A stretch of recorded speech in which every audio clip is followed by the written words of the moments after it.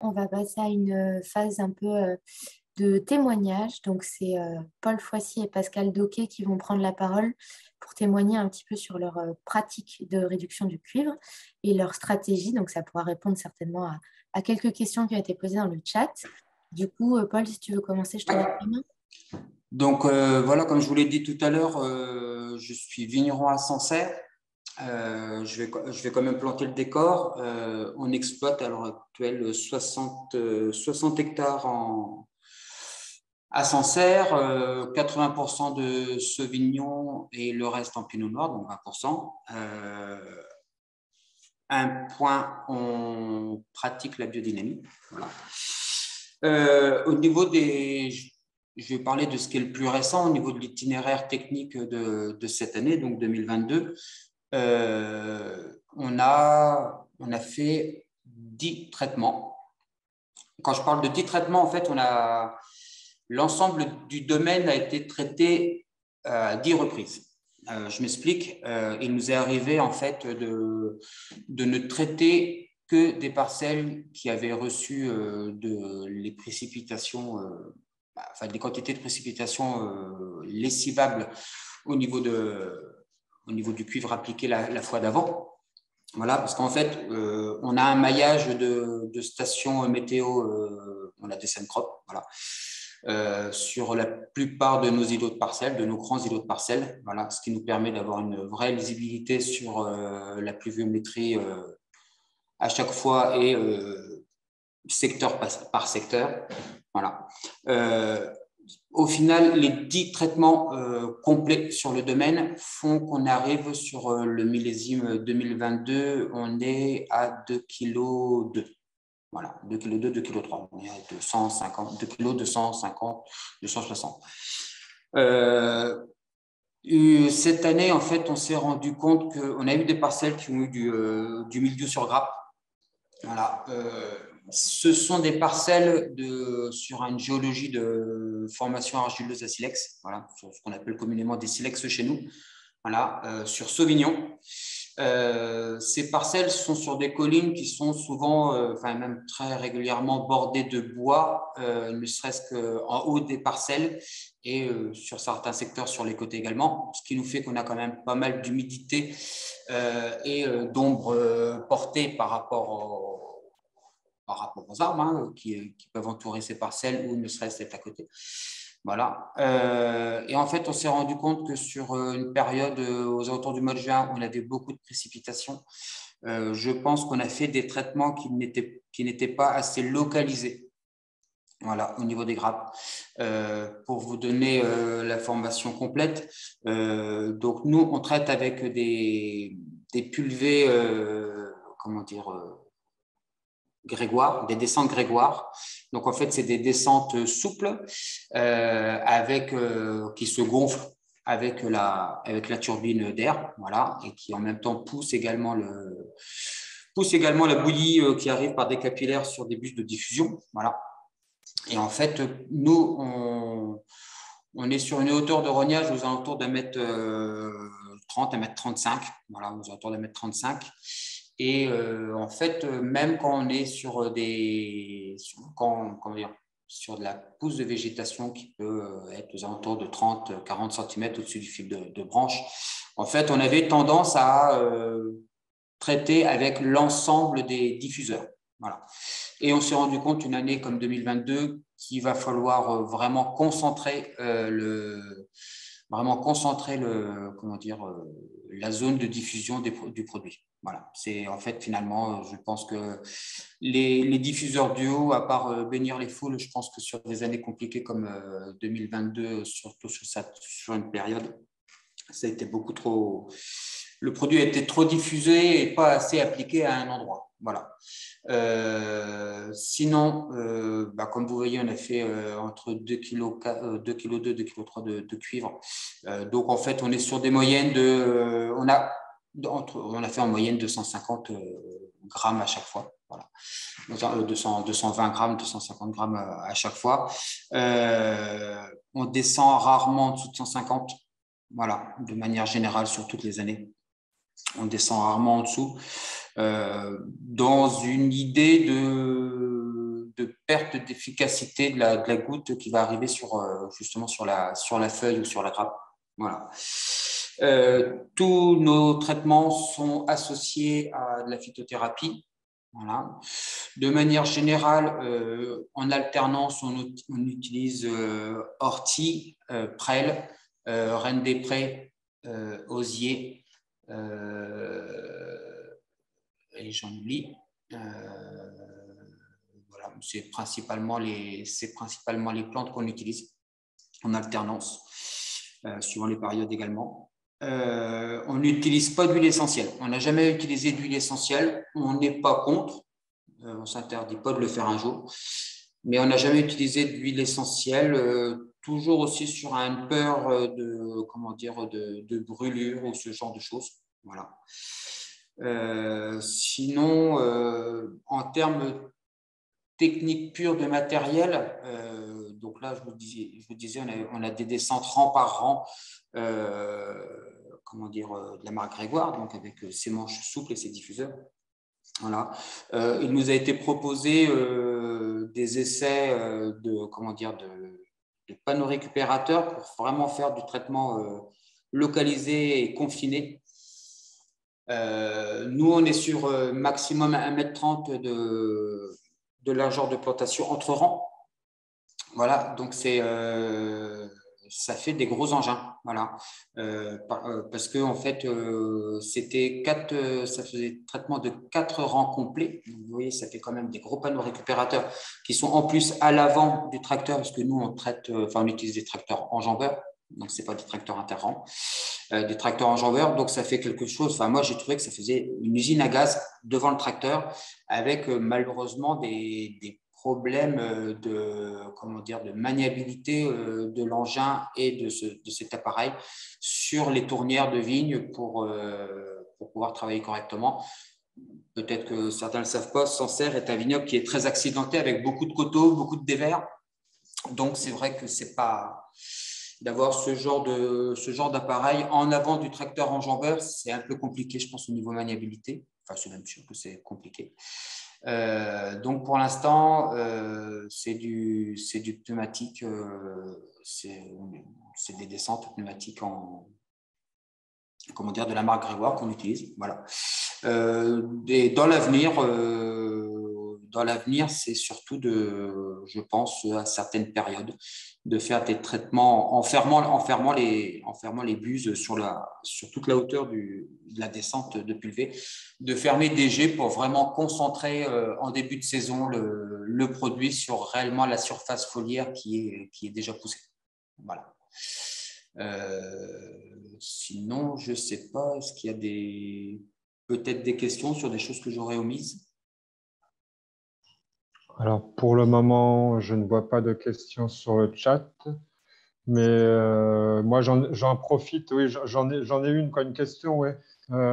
Tu disais, Paul, que tu n'utilisais pas d'huile essentielle, donc tu n'as jamais utilisé en fait le terpène d'orange douce qui a une AMR. J'ai fait des essais. Je ne sais plus en quel. C'était le Bref V2, un truc comme ça qui s'appelait le premier. Oui, ça a changé, ouais. Ça change un peu. Ouais. Donc, je sais que je l'ai utilisé en essai sur les premières années où il était commercialisé. OK. Et mais je ne me souviens plus de la date. Je pense que c'était avant 2010, de mémoire, non? Au début des années 2010. OK. Et donc, je n'avais pas été plus convaincu que ça. D'accord. Et même au niveau des différentes formulations de cuivre, on est… après, maintenant, ça a été obligé de changer, mais la bouillie bordelaise, c'était quelque chose… la bouillie bordelaise, si on pouvait utiliser que de la bouillie bordelaise, on n'utiliserait que de la bouillie bordelaise. Voilà. Je trouve que pour moi, par rapport à la fréquence de traitement à laquelle on travaille, et la bouillie bordelaise… la bouillie bordelaise correspondait très bien à nos attentes et nos besoins. Non, parce que c'est un produit quand même, depuis quelques années quand même, qui a été reconnu pour, on va dire, un effet quand même curatif sur les micros qui assèchent. Donc voilà, je me disais que peut-être les années où tu avais des fortes pressions, peut-être que tu l'aurais Non. utilisé, mais non. Ok. Alors, par rapport à ce que disait Marie tout à l'heure, on a déjà utilisé des produits laitiers. Sur de mémoire, on l'a utilisé en 2021. En la fin 2021. Ok. Voilà. Oui, effectivement, oui, Prévem, Limocide, c'est un insecticide en plus. Oui, c'est une remarque d'une personne. Là, oui, c'est homologué aussi en tant qu'insecticide, notamment TRIPS, je crois, sur Oui, vigne de c'est mémoire. ça. Voilà, voilà.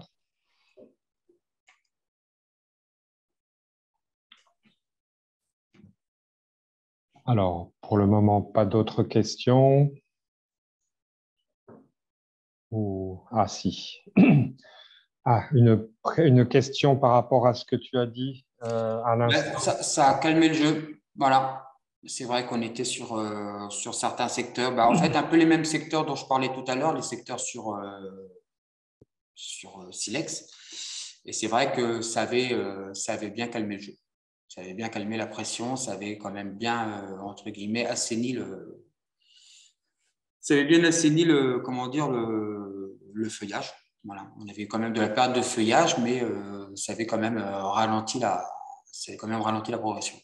Voilà. J'ai aussi des collègues, après, sur la légalité, des fois, c'est pas forcément qu'elle peut aussi utiliser du sel sur des grosses périodes des grosses C'est périodes de... autorisé en oïdium. Comment? C'est autorisé en oïdium. Voilà, c'est voilà. Bon, après, voilà, c'est utilisé en oïdium, mais ça a été utilisé, mais je pense qu'ils avaient fait des essais de manière générale. Voilà. Et apparemment, ça avait calmé. Alors, nous, on a des secteurs oïdium chez nous, sur le Sancerrois. J'ai touche du bois, j'ai qu'un secteur qui est un peu touché, mais sans gros problème. Enfin, bon, c'est pas le sujet du jour, l'oïdium, mais oui, oui, c'était sur oïdium. Et bon, ils ont fait un traitement complet. Voilà. Ils ont fait un traitement complet contre l'oïdium et ça a aussi séché le mildiou. Voilà. Et en relation avec, toujours pareil, avec l'utilisation de produits laitiers, donc on nous demande quel type de produits laitiers et pourquoi ne pas avoir continué, mais peut-être que tu n'as pas eu d'autres années compliquées. J'ai pas eu c'était du lait entier. En fait, faudrait que je retrouve comment dire, dans mon carnet de traitement, j'avais pas pensé qu'on allait parler des produits laitiers là, parce qu'en fait, je m'étais concentré sur l'année 2022. Faudrait que je re-regarde à quelle dose on l'avait utilisé. Je me souviens plus exactement. C'est du lait de vache, hein, on est bien d'accord. Oui, oui, lait de vache entier, bio. Voilà. Et en fait, j'ai pas eu cette année en fait, on s'est vraiment rendu compte qu'on s'était loupé sur cette période un peu compliquée de mai-juin là, et qu'on aurait pu plus. Enfin, moi, je pense que pour l'amélioration des temps à venir, c'est vraiment de concentrer la diffusion de notre bouillie plus localement. Voilà. Je pense que nous chez nous, hein, on a fait cette erreur d'avoir toute notre hauteur de diffusion qui diffusait le produit, c'est le cas de le dire. Au lieu de la concentrer vraiment sur la zone où il n'y avait que les feuilles. Voilà. Je pense que les 200 grammes de cuivre qu'on mettait à l'hectare auraient été concentrés sur une zone beaucoup plus restreinte, beaucoup plus réduite. Ça aurait été beaucoup plus impactant et beaucoup plus utile, et puis ça aurait répondu plus à notre demande. Je pense que nous, l'erreur vient de notre, comment dire, de notre largesse de diffusion. Voilà.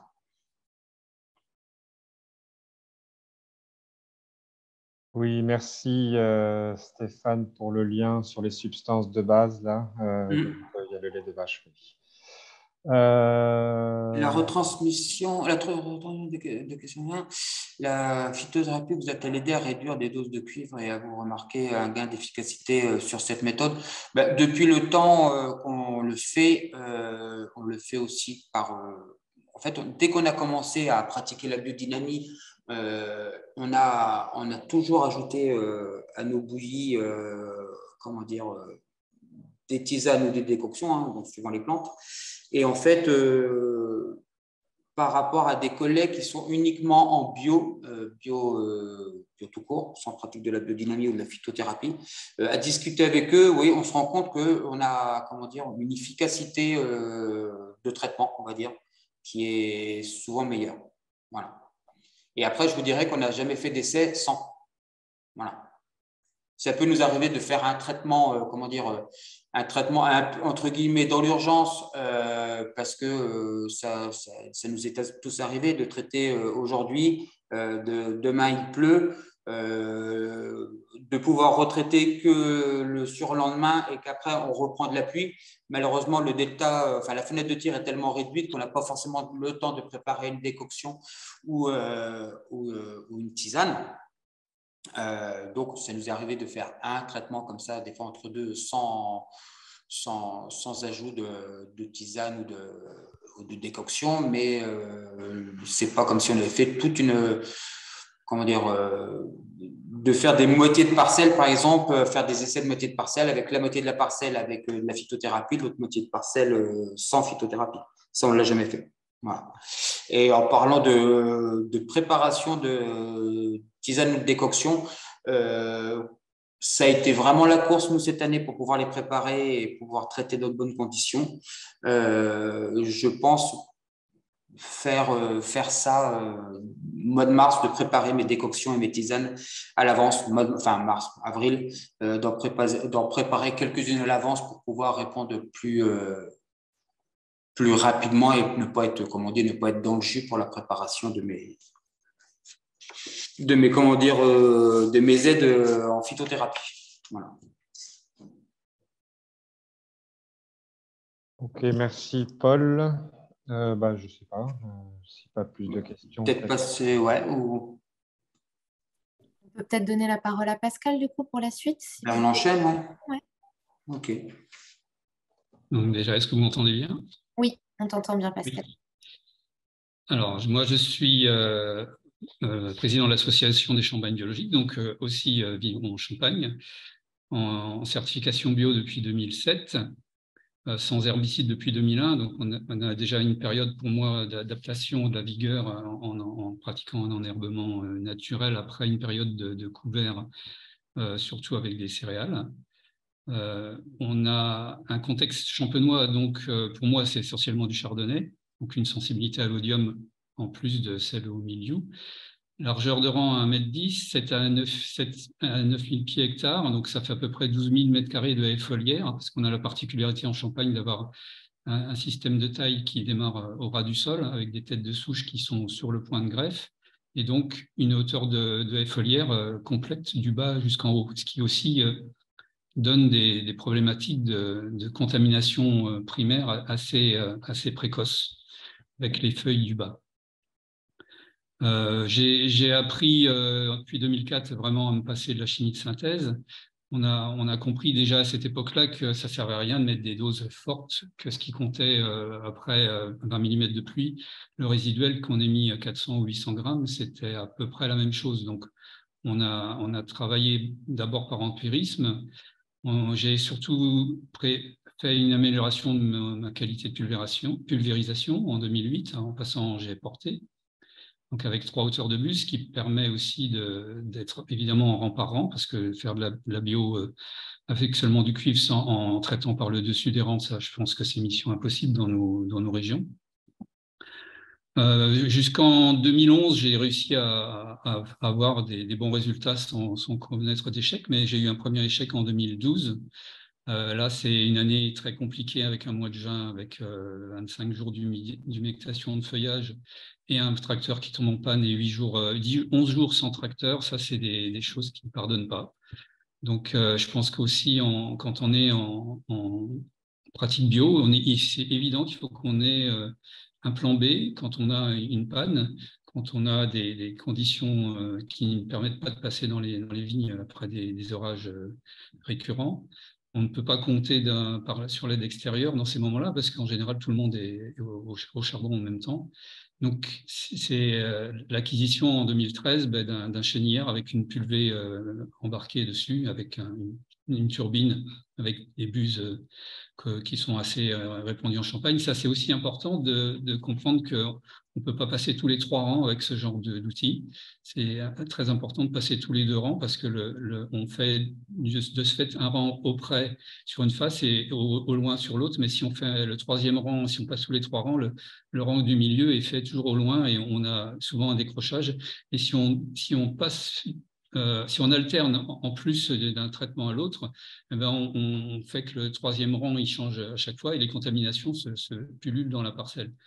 Donc pour moi, le travail avec ce qu'on appelle des chenillards et des pulvées embarquées, c'est important de le faire tous les 2 rangs. Dans les choses que j'ai comprises aussi, c'est l'importance de suivre la croissance du végétal. De suivre la croissance qui est de pluie ou pas pluie quand on a 3 feuilles qui sont sorties, même s'il n'y a pas eu de pluie et de lessivage du traitement précédent. C'est bien important de recouvrir ces 3 nouvelles feuilles. Et également, après la floraison, c'est vraiment très important de protéger les grains, les petits grains, juste après la chute des capuchons, parce que quand les capuchons sont plus là, il y a 0 cuivre sur les grains. Dans mes pratiques, avec la surface foliaire qu'on a, ça m'est difficile de descendre en dessous de 300 grammes en pleine végétation. On fait 200 grammes en début de végétation, en traitant que sur 2 rangs. J'ai abandonné depuis 2012 les traitements où on montait à 800 grammes à l'époque. Je pense que la réduction permise par la réduction d'usage de la nouvelle réglementation pousse à ça aussi, mais aussi le fait que finalement 800 grammes, ça ne donnait pas plus de résultats. Je rejoins ce que Marie disait sur ça tout à l'heure. Les doses moyennes, elles se situaient plutôt autour de 4 kg pour moi dans la période de 2012-2016. On avait fait une étude avec l'ACB sur nos pratiques en Champagne et j'étais à peu près dans la moyenne des usages des vignerons qui étaient en bio à l'époque, avec 2 années très compliquées, 2012-2016. Sans ces années compliquées, on est plutôt autour de 3 kg de moyenne. En 2021, Marie, je n'ai pas vu dans les graphiques la Champagne dans le 2e graphique sur 2021. Et là, je pense qu'on a eu pas mal d'échecs à cause déjà de la pression sur les 4 kilos, du fait que j'ai utilisé, moi, un produit avec la CSPE1 en début de saison. Et en fait, on se trouve du coup avec cette épée de Damoclès, se dire si on dépasse les 4 kilos, qu'est-ce qui va se passer? On a laissé passer beaucoup de premières petites contaminations à une période où la vigne ne poussait pas, où il faisait très froid. Et en fait, ça a été une erreur, je pense, majeure. On a eu toutes ces petites contaminations qui, au moment où le climat s'est réchauffé, tous ces cycles milieu qui n'avançaient pas, qui se sont mis à se rejoindre et à sortir tous en même temps, au moment juste avant la floraison. Et alors là, ça a été la douche avec des gros orages. Et les dégâts de milieu ont été, là où on n'a pas eu de gros orages dans la Côte des Blancs, où j'ai mon exploitation principale, j'ai pratiquement pas eu de milieu. Par contre, dans mes vignobles, et là je rejoins aussi le problématique sur le gel, des vignobles qui sont à 60 km dans les Coteaux-Vitriat, où les vignes ont fortement gelé, donc elles ont pris du retard, les tissus ont été plus tendres, et les contaminations sont arrivées au même moment avec des gros orages. Et là, j'ai à peu près perdu 75%, ou au moins les 2 tiers à cause du mildiou, en plus des 2 tiers avec le gel. Donc, j'ai fini à 15% d'un rendement. Et je ne suis pas le seul dans ce cas-là. En Champagne, on a eu quand même des séries orageuses, surtout dans la vallée de la Marne en 2021, qui ont amené à des pertes de récolte parfois totales. Il y a des vignerons qui n'ont pas vendangé. Cela dit, pas seulement avec des vignerons en bio, il y a aussi des vignerons conventionnels qui ne sont pas équipés avec des matériels pour passer dans des conditions très difficiles et qui n'ont pas pu retraiter même avec des produits de synthèse et qui ont eu des dégâts énormes. Donc je pense que ça, c'est une leçon de 2021, c'est vraiment de faire ce que disaient les anciens, c'était toujours de ne pas laisser passer les premiers traitements, même s'il y a pas, on a l'impression qu'il n'y a pas trop de risques, mais bien protéger tout le début de croissance de la végétation. A posteriori, j'ai regretté aussi de ne pas être passé avec des produits naturels, des plantes, puisque j'utilise des plantes depuis 6-7 ans, essentiellement alors j'utilisais des algues depuis une vingtaine d'années, mais de l'osier essentiellement et de la prêle avec un petit peu d'ortie. J'ai fait des essais encadrés par le CIVC, donc le Comité interprofessionnel des vins de Champagne, avec les services techniques. On a fait des essais encadrés avec des témoins, parce que c'est toujours ce que j'ai mentionné tout à l'heure, 0 cuivre, ok, mais comment était le témoin? Si le témoin n'a pas eu de mildiou, on peut dire qu'on a réussi avec 0 cuivre, mais on ne peut pas dire que c'est le cuivre qui a permis de réussir. Par exemple, en 2017, chez nous, j'avais des témoins non traités, et jusqu'au 15 juillet, il y avait 0 mildiou. Donc, mais seulement à partir de fin juillet, le temps s'est détraqué. Au mois d'août, il a plu beaucoup à la vendange. Il y avait un tiers des feuilles qui avaient disparu, et 15 jours après les vendanges, ou 3 semaines, il n'y avait plus de feuilles sur les témoins non traités. Donc, le risque, il était arrivé trop tard par rapport à la sensibilité des grappes, mais le feuillage, lui, avait pris beaucoup. J'utilise aussi les écorces d'orange, essentiellement dans l'idée de faire un petit peu de curatif après, quand on a du mildiou déjà en place. Voilà, ça c'est à peu près mes configurations techniques. Je viens de réinvestir dans un deuxième tracteur parce que, comme j'ai dit, j'ai un vignoble à 60 km. Être tout seul à faire les traitements, poser le tracteur sur le camion, c'est assez lourd. Et il y a certaines années où on a les fenêtres de traitement qui sont très réduites, et malheureusement, on se fait un petit peu dépasser. Donc, je vais acquérir un deuxième tracteur avec une pulvée toujours à jet porté, mais avec une quatrième hauteur de buse que je pourrais mettre en route, avec dans l'idée d'augmenter aussi la hauteur de la foliaire. Déjà là, c'est aussi essayer de remonter nos têtes de souche, et s'éloigner du sol. Dans le contexte champenois, on a besoin, je pense, de s'éloigner un peu du sol. L'idée de remonter, c'est aussi de favoriser l'ombrage et la résilience par rapport au changement climatique, parce qu'on a vu aussi des dégâts d'échaudage qui deviennent de plus en plus importants, même chez nous. Voilà, au niveau des EAD aussi, on a maintenant les stations météo en réseau. Ça m'évite, ça me fait gagner du temps au lieu de faire le tour de mes pluviomètres que je faisais auparavant. Mais ça, c'est important d'avoir une vision précise, parce que le facteur risque, il est très, très dépendant. Je me souviens d'un orage à 20 mm à 2 km d'écart et 5 mm à l'autre. Donc ça, on a des averses qui permettent de faire des contaminations, et parfois on les voit un petit peu trop tard. Maintenant, avec ces outils en réseau, on a beaucoup plus de vision collective, puisque ces stations sont mises en réseau collectivement. Je pense que c'est important aussi d'y ajouter des capteurs d'humectation, ce qu'on n'a pas assez souvent. On a souvent simplement des pluviomètres. Et ça me semble important de comprendre vraiment l'humectation, parce que par expérience, j'ai vu des contaminations de mildiou en fin de saison sur le haut de feuillage en absence totale de pluie.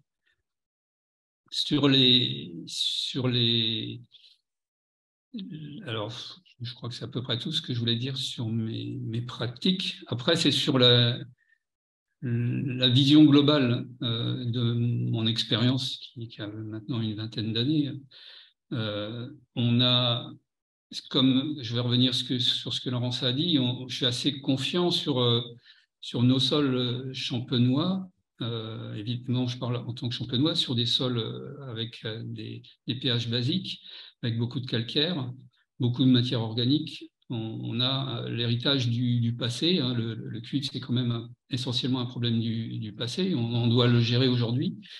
J'avais posé la question sur les replantations, parce qu'on voit encore trop souvent des sols au moment de la replantation qui sont retournés avec des charrues sur 40 cm de profondeur, et on va enfouir la matière organique et les métaux lourds dans le fond. Donc là, on crée, pour avoir vu des profils de sol dans ce genre de conditions, on crée des anaérobioses à 40 cm de profondeur, le système racinaire de la vigne ne va pas pouvoir se développer à ces profondeurs-là. Et ce n'est pas forcément le cuivre ou les métaux, c'est aussi d'abord la matière organique enfouie. Elle n'a pas à être dans ces horizons de sol.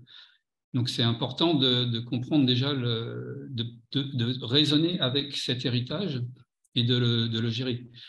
Par contre, tout ce qu'on utilise aujourd'hui à 3 kg ou 4, même 4 kg, je pense que le taux de matière organique qu'on a est largement suffisant pour neutraliser ce nouvel apport. Évidemment, on espère tous que ça changera à longue échéance, qu'on pourra se passer de cuivre un jour, parce que c'est pas très naturel de devoir protéger une plante à ce point. On peut rappeler quand même que c'est un Covid long, ce qu'on a le mildiou, c'est quelque chose qu'on traîne depuis un siècle et demi et on n'a toujours pas trouvé de vaccin. Peut-être on peut trouver un vaccin en phyto pour les plantes, je ne sais pas, peut-être ça peut venir. La recherche est essentiellement axée sur essayer de détruire le pathogène, mais on n'a jamais tellement travaillé sur le renforcement du système immunitaire. Je pense que c'est surtout à ça que servent les plantes. Pour exemple, nos bois de charpente de taille, parce qu'on a beaucoup de bois avec notre taille échablie, par exemple, sont récupérés par des firmes qui en extraient le resveratrol et qui va être utilisé en cosmétique. C'était aussi une des questions qui avait été posée tout à l'heure sur qu'est-ce qu'on peut faire du cuivre qu'on extrait des plantes. Mais en général, une grande firme française de cosmétiques se porte acquéreur de ce cuivre-là parce qu'il est biodisponible et il est bien utilisé dans les produits cosmétiques.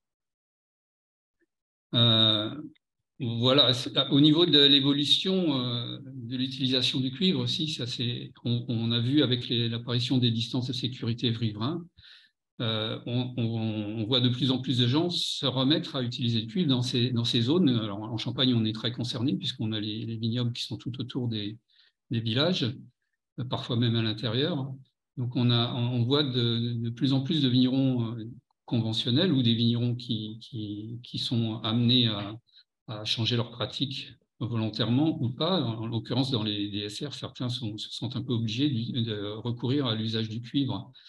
Donc ça permet de remettre en condition des vignerons qui sont en général un petit peu enfermés dans un système de traitement de phyto de synthèse avec des rémanences qui guident leur renouvellement. Et là, on voit de plus en plus de vignerons qui s'approprient l'utilisation du cuivre et qui du coup repensent leur protection en fonction des phases de risque et du développement du végétal. Et ça me semble vraiment important de revenir à des bases agronomiques, parce que là, on va du coup réfléchir plus sur la prophylaxie, sur la vigueur, sur tout ce qui a été mentionné dans le compte-rendu de Marie.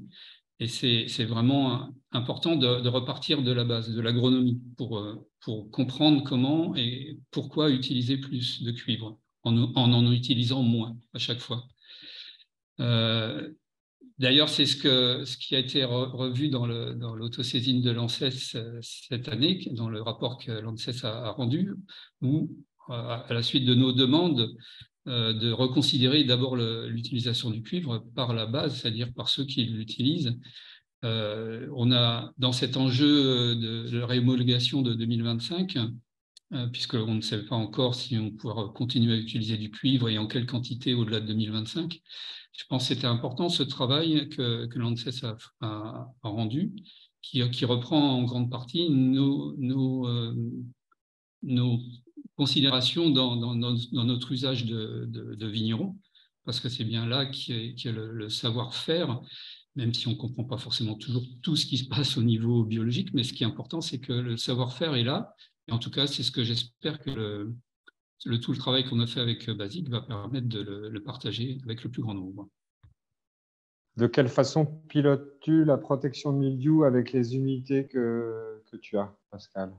Mais y a pas, je parlais de la prophylaxie, c'est aussi un travail de relevage, de palissage soigné, et on utilise aussi de l'effeuillage. Alors on le fait à la main, à la cisaille. Je ne suis pas très chaud avec les effeuilleuses qui propulsent Et on a vu justement en 2021 des gens qui font des feuillages localisés sur la face qui n'est pas au soleil, qui ont utilisé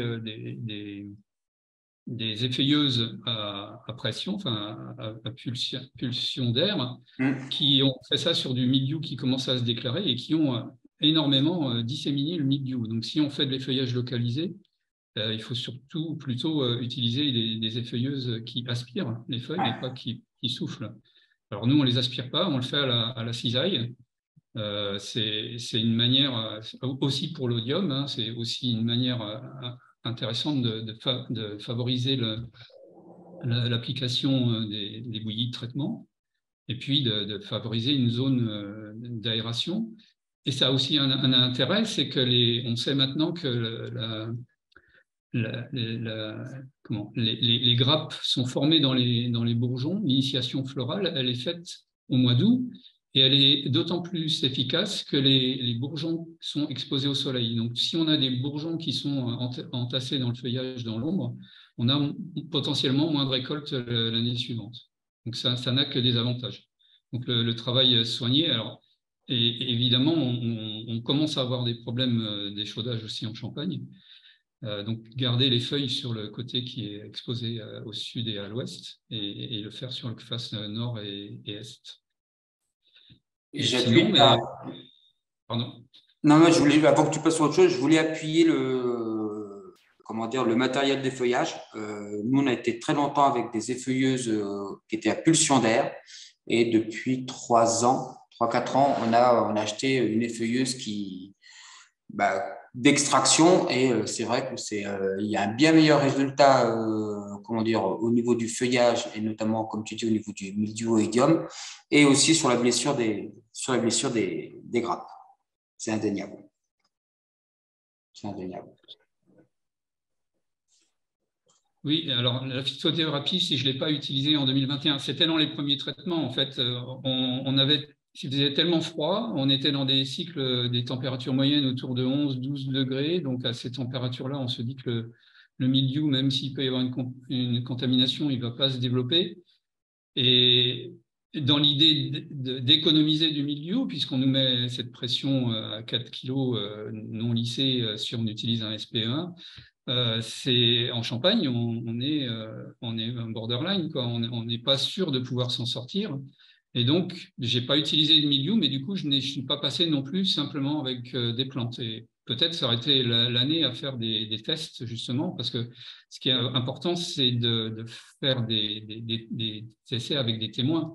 Encore une fois, si on ne fait pas de témoins, alors c'est coûteux en temps. Hein, il faut...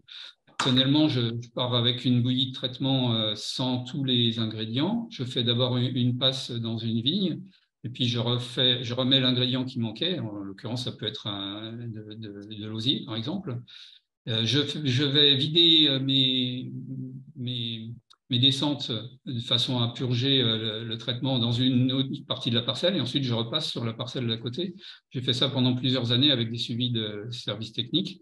Malheureusement, ça n'a pas été des années où on avait beaucoup de contamination, donc on n'a pas pu voir beaucoup de résultats.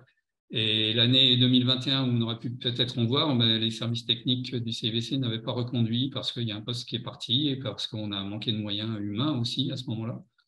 Donc, on a de nouveau des postes qui ont été pourvus pour faire ce genre de suivi, mais c'est intéressant, en tout cas, toujours d'avoir un témoin non traité. On peut prendre des risques modérés avec le mildiou. On peut être très contaminé. On l'a vu en 2021 avec des contaminations énormes. 2022, on n'a pas vu le mildiou du tout, ou quasiment pas en Champagne. Donc, quand on parlait d'humidité, on n'a pas eu d'humidité en 2022 et ça fait toute la différence.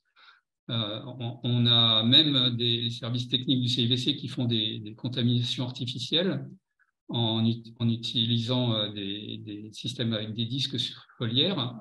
Ils ont eu beau essayer de contaminer en 2022 les feuilles et ça ne marchait pas, même artificiellement. Donc ça aussi, c'est des choses qui ne sont pas forcément expliquées. Pourquoi, dans quelles conditions on a encore du travail de connaissances à acquérir. Pourquoi, certaines années, le mildiou est si virulent et pourquoi il l'est moins à d'autres? Il faut encore affiner les modèles et je pense qu'on a des marges de progrès à ce niveau-là. peut-être d'autres questions? Je n'en vois pas encore arriver. Non, il n'y a pas de questions depuis non, la phytothérapie. Bon. Ok. Éventuellement, je peux reprendre la main pour, s'il n'y a plus de questions pour Paul et Pascal, pour présenter un petit peu les livrables et où est-ce que vous pouvez les retrouver. Donc, très succinctement, je me mets sur la bonne diapo. Donc, pour l'instant, tous les livrables peuvent être retrouvés sur le site Produire Bio. Donc, c'est un site de communication de la FNAB. Pour faire un rapide tour des livrables qui sont disponibles et des livrables qui vont être disponibles sous peu. Donc, je crois que ça a déjà été évoqué, mais on a 4 fiches témoignages, donc une en Alsace, une dans Lyon, une en Isère et une dans le Tarn-et-Garonne. C'est un producteur de raisins de table, le dernier. Donc, c'est des témoignages de producteurs ayant participé au projet qui explicitent un petit peu leur stratégie de réduction du cuivre et leur parcours.